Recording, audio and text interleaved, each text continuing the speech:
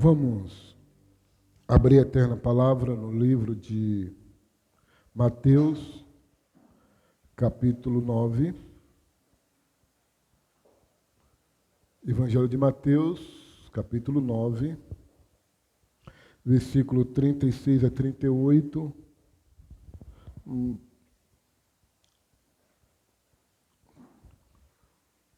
Não quero ser prolixo, mas de uma maneira condensada, mais clara, nós vamos atentar para estas palavras de Jesus, que é tão preciosa para a vida da sua igreja nos dias de hoje. Diz assim, Mateus, capítulo 9, versículos 36 a 38. Vendo ele as multidões, compadeceu-se delas, porque estavam aflitas e exaustas, como ovelhas que não têm pastor. Então se dirigiu aos seus discípulos: a seara, na verdade, é grande, mas os trabalhadores são poucos. Rogai, pois, ao Senhor da seara, que mande trabalhadores para a sua seara. Amém. Louvado seja o nosso Deus. Meus amados irmãos, a Bíblia é um livro repleto de bênçãos, de orientações para as nossas vidas, e muitas das vezes até passagens que são perturbadoras para nós. Perturbadoras. Se você olhar o Salmo 142, versículo 4, diz que ninguém se importou com a minha alma. Então é algo preocupante. Quando o salmista declara isso, que ninguém se preocupou com sua alma, e nós olhamos para nós, é onde nos chama exatamente esta atenção. Como nós podemos nos incomodar com a alma daqueles que estão perdidos. Quando nós olhamos, meus amados irmãos, o que nós estamos vivendo nesta semana, principalmente, e talvez seja muito claro para nós a perspectiva desta semana. Mas passou esta semana, nossos corações não se perturbam tanto, não se traz um incômodo tão grande nas nossas vidas. Aí nós falamos, puxa vida, as pessoas estão aí desperdiçando suas vidas, gastando suas vidas no pecado. Mas o que o Senhor Jesus está dizendo é que nós não precisamos falar sobre isso. Nós precisamos ter compaixão dessas pessoas. Nós precisamos ter paixão pelas almas perdidas. É isso que o Senhor Jesus está nos dizendo. Qual foi a razão que levou Cristo a morrer na cruz? A paixão, o amor pelas almas. O que fez Cristo deixar a sua glória e vir à terra para morrer numa cruz rústica?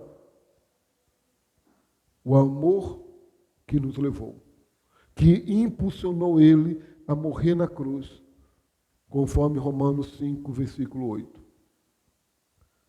Nessa passagem, Jesus olha as multidões e percebe nelas que elas estavam ali atrás de milagres. Olha o versículo 35, diz que Jesus percorria todas as cidades, povoados, aldeias e vários lugares, pregando o evangelho do reino e curando por toda sorte de doenças e enfermidades. O que Jesus percebe de tudo isso? E muitas pessoas às vezes vão para a igreja em busca de milagres, em busca de uma cura. Ah, pastor, mas está errado. O evangelho é mais do que cura, é mais do que um milagre. Milagres, cura de uma doença, é uma coisa mínima. É como se fosse um alfinete na imensidão deste mar, que é o Evangelho. Então, não estou dizendo que você não deve se alegrar na cura de uma enfermidade, não é isso. O que eu estou dizendo é que o Evangelho é muito mais do que curar alguém de uma enfermidade. O Evangelho, ele cura aquilo que nenhum médico, e perdoe minha palavra, mas médico não cura ninguém. Quem geralmente consegue tratar a doença são os químicos, não é o médico. O médico sabe que o remédio vai fazer efeito porque o químico descobriu exatamente aquele elemento que vai tratar aquela doença. Então o médico só prescreve aquilo que um químico trabalhou ardentemente para conseguir. Então, ele mesmo, a própria medicina não consegue curar. A química ainda cura, mas Deus cura mais do que a própria química. Mas quando Jesus olha para essa multidão, o que perceba, olhe, vamos olhar com o olhar do Senhor. Primeiro, ele se compadece dessa multidão. Por quê? Primeiro, porque eles estavam dispersos. Eram pessoas que não tinham pastor, ninguém estava fora do rebanho. A primeira perspectiva que nós temos é que eles estavam longe da orientação de Deus. Sem proteção, longe de casa, longe da casa paterna, sem um conforto, sem a misericórdia do Senhor, sem nenhum princípio de viver em unidade.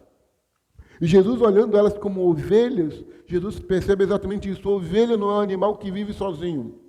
E aqui nós temos exatamente, quando alguém diz, eu sou ovelha de Cristo e fico em casa, você é bode, você é cabra. Cabra que vive em casa sozinho. Ovelha não se cria sozinho, se cria em rebanho, em agrupamento. Cabra você pode criar cabra sozinha. Bode você cria sozinho. Por isso Jesus diz, ovelha, porque vive exatamente com outros. Ela não se dá bem sozinha. Então essa história que alguém diz que é ovelha de Cristo, em casa, um desigrejado não é ovelha, é bode. É bode. Da pior espécie possível. Ovelha não se dá bem sozinho. Então, cristão que vive sozinho não é cristão. E Jesus vê essas pessoas exatamente dessa forma. Nós, como cristãos, precisamos entender, meus irmãos, que este mundo está distante de Deus verdadeiramente e que não tem um relacionamento correto com Ele. E nós somos chamados exatamente para levar estas pessoas a entender o relacionamento com Deus. Segunda verdade que Cristo olha aqui é a depravação total dessas pessoas. Jesus está se referindo quando diz que eles estão aflitas. É a ideia de desmaiar. E não é desmaiar simplesmente por questão de doença ou esgotamento físico. Aqui a ideia muito mais profunda do próprio pecado que faz isso com o homem. O desmaio desfalece, o aflige. E o pecado, meus irmãos, tem crescido nesses últimos dias. Nós estamos olhando exatamente isso, as pessoas vivendo dia após dia, cercados pelos seus próprios desejos pecaminosos. E Jesus vê exatamente toda essa depravação dos homens, que estavam sendo levados o fardo dos seus próprios pecados. Jesus se compadece delas. O mundo está cercado de pessoas cometendo todo tipo de pecado. Se nós passássemos os nossos olhos rapidamente nas Escrituras, você vai perceber Davi e Betseba. Você vai perceber o próprio Simão Pedro, falta de fé. Você vai perceber o próprio Judas Iscariote. Você vai perceber a própria incredulidade que os discípulos tinham. Então, quando nós olhamos, nós vamos ver que toda sorte de pecado, por isso que o Salmo 14 e o Salmo 53 diz que os homens pecaram com toda sorte de iniquidades, com todo tipo de pecado que eles estão. E Paulo vai deixar bem claro, e por isso estão destituídos da glória de Deus. Esta é uma verdade. E talvez você diga, mas eu estou numa posição melhor. Cuidado. Cuidado. Aquele que pensa, não é aquele que está de pé, não. Aquele que pensa que está de pé, veja que não caia. Mas mesmo assim nós temos o amor do Senhor, a compaixão dele sobre as nossas vidas. Terceira verdade, Jesus olhou o destino dessas pessoas. Qual o destino dessas pessoas que estão aflitas, exaustas, que estão caminhando como não tem um pastor, sem direção nenhuma? Jesus está vendo exatamente o fim dessas pessoas. E qual era o fim dessas pessoas? A condenação eterna. O que Jesus vê é exatamente isso. A visão que Jesus tem daquelas pessoas caminhando a passos largos, talvez cumprindo até a música do poeta brasileiro. Meu Deus, eu vejo uma multidão que vai passando sem direção. achando que estão indo atrás de Deus e não estão indo atrás de Deus. E Provérbios nos diz que nós devemos livrar aqueles que são levados para a morte, aqueles que estão caminhando para a sepultura. Então é tarefa de nós nos preocuparmos com aqueles que estão sendo destinados ao inferno. E se você perceber, até quem está no inferno está preocupado com as pessoas para não ir para lá. Até quem está no inferno está preocupado para que o evangelho seja pregado, para que de alguma forma seja anunciado, para que outras pessoas não vão para lá. Como isso, pastor? Isso é uma heresia? Não. Jesus nos deixou bem claro na parábola do rico e Lázaro. O que o rico está lá falando? Senhor, mande que eu vá falar a casa paterna para que eles não venham para cá. Ou então mande Lázaro ir lá falar para que eles não venham para cá. Até quem está no inferno está preocupado para que os seus familiares que estão caminhando não vá para lá.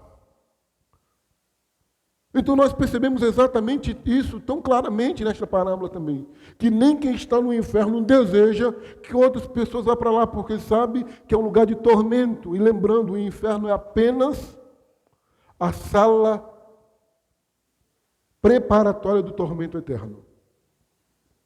Porque Apocalipse diz que a segunda morte, o lago que arde com fogo e enxofre, lá vai cair Satanás, o falso profeta, vai cair aqueles que não têm o seu nome escrito no livro da vida. O próprio inferno e a morte será lançada lá para dentro. Então o inferno não é o lugar mais terrível. Mas a segunda morte ainda é pior. Ainda é pior. Então quem está no inferno estava preocupado. Olha, deixa eu ir lá, deixa eu falar com ele. Eu estou preocupado com meus irmãos. Não há como você lá, eles têm a lei e os profetas, ou seja, ele tem nós que devemos pregar este evangelho. Quarta verdade, Jesus se desespera com eles porque eles não têm alguém que lhe dá direção. Eles estavam sem pastor, perdido, cansado. Eles estavam sem perspectiva nenhuma, eles não tinham alegria, eles não tinham paz. E é por isso que eles vão buscar exatamente esta paz em qualquer lugar. É por isso que as pessoas vão buscar a paz aonde? Nas drogas, na prostituição, nas aventuras e desventuras da vida, nos prazeres que a vida dá, nos frangos envenenados que o mundo oferece. Nós vemos dia após dia pessoas envenenando outras com comida. Se alguém dissesse que o ovo de Páscoa estava envenenado, alguém comeria? Se alguém dissesse que o bolo estava envenenado, alguém comeria? Não. Se alguém dissesse que a mistura de farofa, feijão ali, estava envenenado, alguém comeria? Com certeza não. E o mundo oferece exatamente um prato lindo, envenenado com a morte eterna. Este é o prato que Satanás oferece. E Jesus olha para essas pessoas e vê exatamente totalmente perdidos sem conhecer o Salvador. E aí ele dá para nós uma grande tarefa. Olha o versículo 37 e 38. Qual é a tarefa que ele dá a cada um de nós? A tarefa não é para os discípulos, é para a igreja do Senhor. E pelo menos aqui nós podemos ver 3 responsabilidades sobre nós. 3. Então se dirigiu aos seus discípulos, ele olha para os seus discípulos agora e diz, eles agora não vê mais ovelhas, e agora ele vê o quê? Uma seara. Eles olham aquelas ovelhas e dizem, olha, é uma seara agora.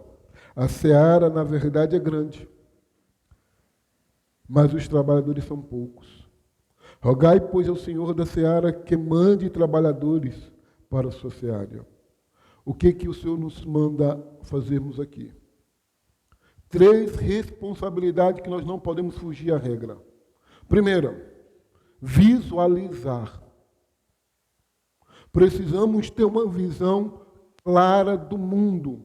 Veja a colheita, reconheça que nem todos são salvos. Existem bilhões e bilhões de pessoas neste mundo que estão à beira da condenação, inclusive na sua rua, inclusive no seu trabalho, inclusive no seu dia a dia, você encontra pessoas que estão exatamente caminhando para o inferno.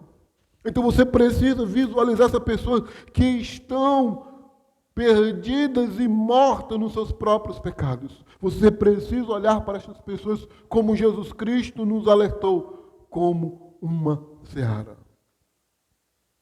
Como uma seara. Não podemos, de maneira nenhuma, colher se não tivermos essa percepção, essa visão de pessoas que estão aí fora esperando este evangelho para ser pregado. Não estou dizendo que todos serão, mas que eles precisam ouvir este evangelho. E se nós não fizermos, alguém vai tentar fazer de maneira errada. Segunda verdade, nós devemos nos agonizar. Como? Orando. Olha, rogai, pois, ao Senhor da seara. Nós devemos rogar ao Senhor da seara. Este é um chamado para nos quebrantarmos exatamente, olhando e compadecermos da situação do povo sem Deus, meus irmãos. Essa é a perspectiva que nós devemos não esperar simplesmente, mas nos agonizarmos. O nosso coração precisa todos os dias clamarmos pelos perdidos. Quantas das vezes nós oramos por nós mesmos? Pelas nossas vidas, pelas nossas saúdes. Mas nós não oramos para que o Senhor mande mais trabalhadores. Preste atenção. Preste atenção no que o texto está dizendo.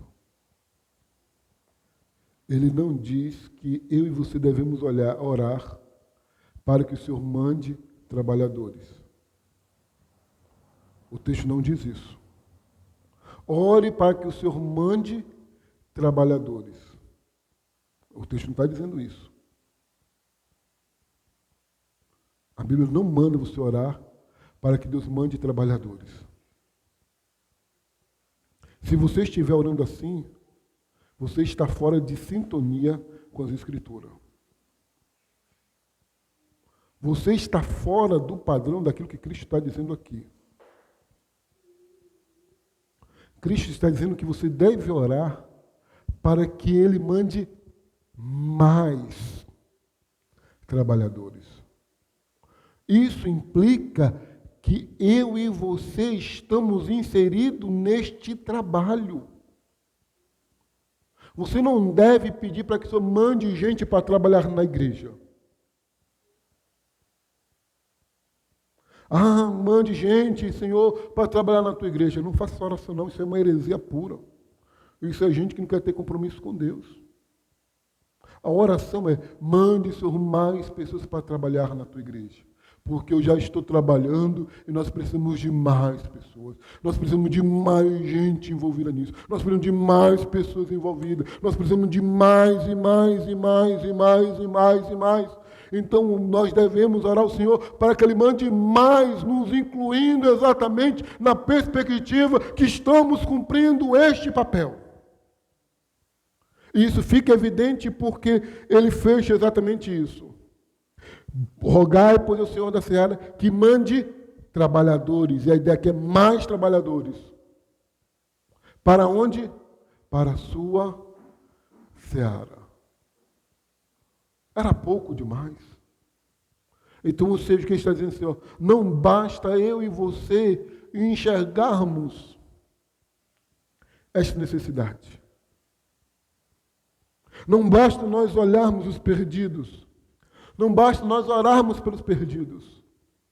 Nós precisamos fazer alguma coisa para que o nosso trabalho alcance os perdidos. Falei semana passada, e você pode ver esse deslumbre bem claro na igreja primitiva. Por onde eles iam, eles espalhavam o evangelho. Por onde eles passavam, eles espalhavam o evangelho. Samaria, Judeia, nas aldeias, nas vilas, por onde eles passavam, este evangelho estava o quê? Sendo pregado, anunciado. E é isso que nós devemos pensar. Eu e você somos chamados também para anunciar aos perdidos. É por isso que não é só para mandar trabalhadores. É para mandar mais trabalhadores. Porque nós já estamos inseridos exatamente neste trabalho. Não é só orar pelos perdidos, nós devemos ir ao encontro dos perdidos. Não é você orar pelo seu vizinho descrente, mas é de você ir até ele e falar com ele deste Cristo que é tão maravilhoso, que nos ama e que morreu na cruz pelos nossos pecados. Se nós queremos que as pessoas sejam salvas do inferno, se nós queremos ter sucesso na pregação do Evangelho, nós devemos carregar no nosso coração, meus irmãos, exatamente isso. Testemunhar este Evangelho aos perdidos. Ele não deve ser simplesmente guardado no seu coração. Eu vou guardar, eu guardo tudo isso no meu coração. Não. O tempo é muito curto. Em outro texto, Jesus vai dizer assim, olha, não dizer que ainda faltam 4 meses para a seara. Eu vos digo que os campos já estão brancos. Já estão prontos os campos. Então, a urgência é hoje. A urgência é hoje. Os perdidos estão aí hoje. Nós não sabemos quem estará vivo amanhã. O tempo é curto, a colheita é abundante e a necessidade é urgente. Que o Senhor desperte em nós esse anseio, esse desejo pelos perdidos, pela colheita dele e por servirmos a ele verdadeiramente. Vamos orar? Vamos pedir ao Senhor misericórdia e graça. Pai de bondade e misericórdia. A Tua palavra, Senhor, ela é viva, ela é eficaz, ela transforma, ela restaura, ela cura o mais íntimo do coração. Mas ela também nos confronta com os nossos próprios erros, com os nossos próprios pecados, com a nossa própria indolência, com a nossa própria inércia. Mas pedimos ao Senhor, como o Senhor mesmo nos orienta na Tua palavra, que devemos ter uma paixão pelo este mundo perdido. Olharmos para as pessoas sem Cristo, não só na época de festividade, mas olharmos todos os dias que nós passamos pelas nossas ruas, pelas vielas, pelo caminho, e vemos tantas pessoas na prostituição, nas drogas. Quantas pessoas que às vezes não estão sendo escravos das drogas, da prostituição, mas estão escravizadas por tantos outros pecados. Porque o pecado escraviza o homem e o mantém longe do Senhor. E nós somos aqueles que o Senhor chamou para invadirmos as portas do inferno e arrebentar as portas do inferno, porque as portas do inferno não prevalecerão contra a igreja do Senhor. E o Senhor nos traz no nosso coração essa perspectiva dessa autoridade que nos foi dada pela força do Teu Espírito, Senhor, para fazermos a Tua vontade e o Teu querer, Senhor, em nome de Jesus. Em nome de Jesus, Senhor. Abençoe-nos e fortalece a nossa fé em Ti, para a glória do Teu nome. Também, Senhor, abençoe cada professor que vai estar instruindo os alunos na classe dominical. Que o Teu Espírito, que já trouxe a lição conhecimento, também abra o coração de cada um para entender e compreender a Tua palavra. É o que nós Te pedimos, Pai, em nome de Jesus. Amém. E amém. E amém.